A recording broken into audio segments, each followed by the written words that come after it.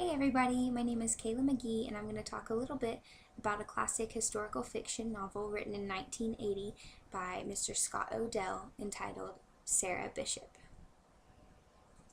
Picture this, you're 15, you're surrounded by war, you no longer have a family, you're completely alone and you're being chased by a British army who thinks you committed a crime that you did not commit. Where do you turn? For Sarah Bishop, the only place left is a cave in the woods.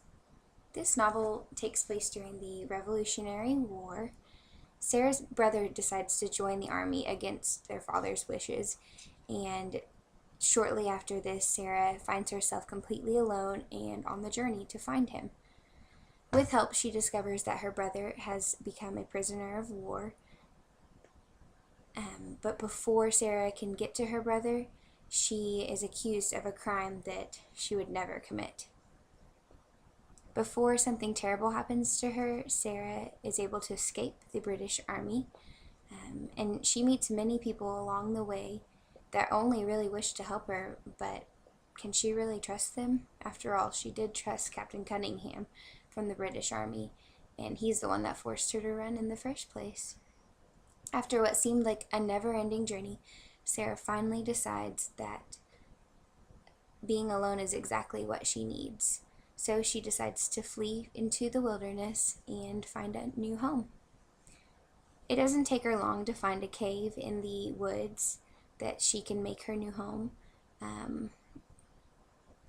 She's hoping that she can finally find peace and rest and not be looking over her shoulder every single day for the rest of her life.